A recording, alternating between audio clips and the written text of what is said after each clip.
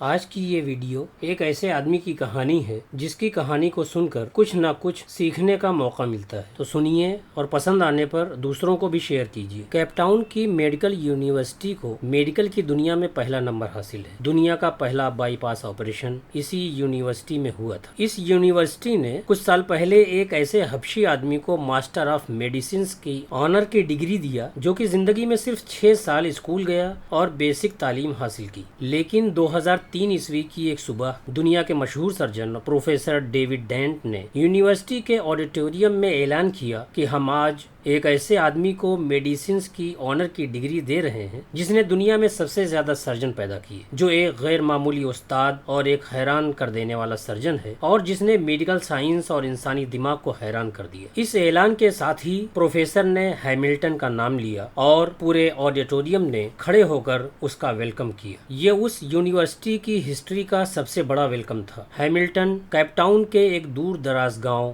سینٹانی میں پیدا ہوا۔ اس کے پیرنٹس چرواہے تھے۔ وہ بکری کی کھال پہنتا تھا اور پہاڑوں پر سارا دن ننگے پاؤں پھرتا تھا۔ بچپن میں اس کا باپ بیمار ہو گیا، لہٰذا وہ بھیڑ بکریاں چھوڑ کر کیپ ٹاؤن آ گیا۔ ان دنوں کیپ ٹاؤن یونیورسٹی میں کنسٹرکشن کا کام جاری تھا۔ وہ یونیورسٹی میں بطور مزدور بھرتی ہو گیا۔ اسے دن بھر کی محنت کے بعد جتنے پیسے ملتے تھے وہ یہ پیسے گھر بھجوا دیتا تھا اور خود چنے چبا کر کھلے گراؤنڈ میں سو جاتا تھا۔ وہ برسوں مزدور کی حیثیت سے کام کرتا رہا۔ کنسٹرکشن کا سلسلہ ختم ہوا تو وہ یونیورسٹی میں بطور مالی بھرتی ہو گیا۔ اسے ٹینس کورٹ کی گھاس کاٹنے کا کام ملا۔ وہ روز ٹینس کورٹ پہنچتا اور گھاس کاٹنا شروع کر دیتا۔ وہ 3 سال تک یہ کام کرتا رہا۔ پھر اس کے بعد اس کی زندگی میں ایک عجیب موڑ آیا اور وہ میڈیکل سائنس کے اس اسٹیج تک پہنچ گیا جہاں آج تک کوئی دوسرا شخص نہیں پہنچا۔ یہ ایک نرم اور گرم صبح تھی۔ پروفیسر رابرٹ جوئس زیراف پر ریسرچ کر رہے تھے۔ وہ یہ دیکھنا چاہتے تھے کہ جب زیراف پانی پینے کے لیے گردن جھکاتا ہے تو اسے بے ہوشی کا دورہ کیوں نہیں پڑتا۔ انہوں نے آپریشن ٹیبل پر ایک زیراف لٹایا، اسے بے ہوش کیا، لیکن جو ہی آپریشن شروع ہوا زیراف نے گردن ہلا دی۔ چنانچہ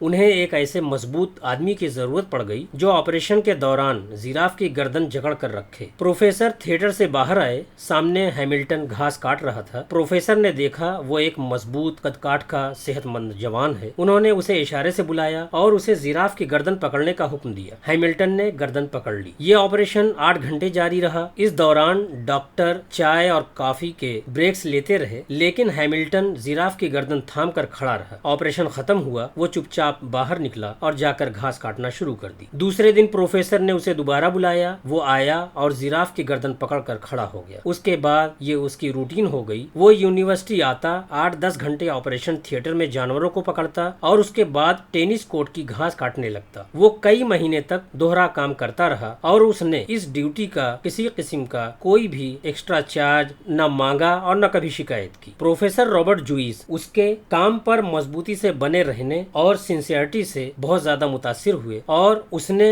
اسے مالی سے لیب اسسٹنٹ بنا دیا۔ ہیملٹن کی پروموشن ہو گئی۔ وہ اب یونیورسٹی آتا، آپریشن تھیٹر پہنچتا اور سرجنوں کی مدد کرتا۔ یہ سلسلہ بھی کئی سالوں تک جاری رہا۔ 1958 میں اس کی زندگی میں دوسرا اہم موڑ آیا۔ اس سال ڈاکٹر برنارڈ یونیورسٹی آئے اور انہوں نے دل کے ٹرانسفر کے آپریشن شروع کر دیے۔ ہیملٹن ان کا اسسٹنٹ بن گیا۔ وہ ڈاکٹر برنارڈ کے کام کو غور سے دیکھتا رہتا۔ ان آپریشنوں کے دوران وہ اسسٹنٹ سے ایڈیشنل سرجن بن گیا۔ اب ڈاکٹر آپریشن کرتے اور آپریشن کے بعد اسے ٹانکے لگانے کا کام سونپ دیتے۔ وہ انتہائی شاندار ٹانکے لگاتا تھا۔ اس کی انگلیوں میں صفائی اور تیزی تھی۔ اس نے ایک دن میں 50 لوگوں کے ٹانکے لگائے۔ وہ آپریشن تھیٹر میں کام کرتے ہوئے سرجنوں سے زیادہ انسانی باڈی کو سمجھنے لگا۔ چنانچہ بڑے ڈاکٹروں نے اسے جونیئر ڈاکٹروں کو سکھانے کی ذمہ داری بھی سونپ دی۔ وہ اب جونیئر ڈاکٹروں کو آپریشن کی ٹیکنیک سکھانے لگا۔ وہ آہستہ یونیورسٹی کی اہم ترین شخصیت بن گیا۔ وہ دنیا کے بڑے سے بڑے سرجن سے بہتر سرجن تھا۔ 1970 میں اس کی زندگی میں تیسرا موڑ آیا۔ اس سال لیور پر ریسرچ شروع ہوئی تو اس نے آپریشن کے دوران لیور کی ایک ایسی شریان کی نشاندہی کر دی جس کی وجہ سے لیور کے ٹرانسفر آسان ہو گئے۔ اس کی اس نشاندہی نے میڈیکل سائنس کے بڑے بڑے دماغوں کو حیران کر دیا۔ آج جب دنیا کے کسی کونے میں کسی آدمی کے لیور کا آپریشن ہوتا ہے اور مریض آنکھ کھول کر روشنی کو دیکھتا ہے تو اس کامیاب آپریشن کا کریڈٹ سیدھا ہیملٹن کو چلا جاتا ہے۔ ہیملٹن نے یہ پوزیشن اخلاص اور استقامت سے حاصل کیا، یعنی مضبوطی کے ساتھ اپنے کام میں بنے رہنے اور سنسیئرٹی سے حاصل کیا۔ وہ 50 سال کیپ ٹاؤن یونیورسٹی سے وابستہ رہا۔ ان 50 سالوں میں اس نے کبھی چھٹی نہیں کی۔ وہ رات 3 بجے گھر سے نکلتا تھا، 14 میل پیدل چلتا ہوا یونیورسٹی پہنچتا اور ٹھیک 6 بجے تھیٹر میں انٹری کر جاتا۔ ان 50 سالوں میں اس نے کبھی بھی تنخواہ بڑھانے کی بات کی اور نہ ہی وقت کی کمی اور فیسلٹیز کی کمی کا شکوہ کیا۔ پھر اس کی زندگی میں ایک ایسا وقت آیا جب اس کی سیلری یونیورسٹی کے وائس چانسلر سے بھی زیادہ تھی اور اسے وہ اعزاز ملا جو آج تک میڈیکل سائنس کے کسی آدمی کو نہیں ملا۔ وہ میڈیکل ہسٹری کا پہلا ان پڑھ استاد تھا، وہ پہلا ان پڑھ سرجن تھا جس نے زندگی میں 30,000 سرجنوں کو ٹریننگ دی۔ وہ 2005 میں مر گیا، اسے یونیورسٹی میں دفن کیا گیا اور اس کے بعد یونیورسٹی سے پاس آؤٹ ہونے والے سرجنوں کے لیے لازم کر دیا گیا کہ وہ ڈگری لینے کے بعد اس کی قبر پر جائیں، فوٹو بنوائیں اور اس کے بعد اپنی پریکٹیکل لائف میں انٹر کر جائیں۔ آپ جانتے ہیں کہ اس نے یہ پوزیشن کیسے حاصل کیا؟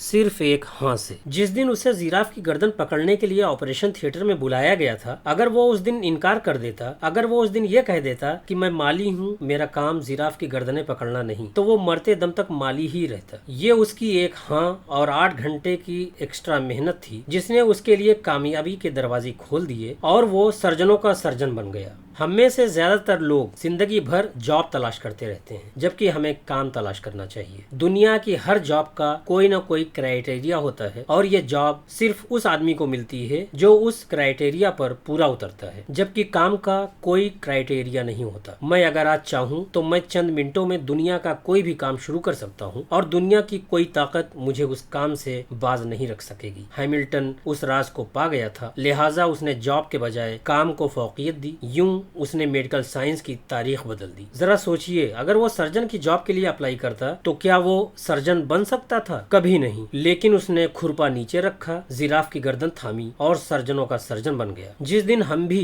ہیملٹن کی طرح کام شروع کر دیں گے تو نوبل پرائز بھی حاصل کر سکتے ہیں۔ اگر آپ کو یہ کہانی پسند آئی ہو تو دوسروں کو شیئر کریں۔ خدا حافظ۔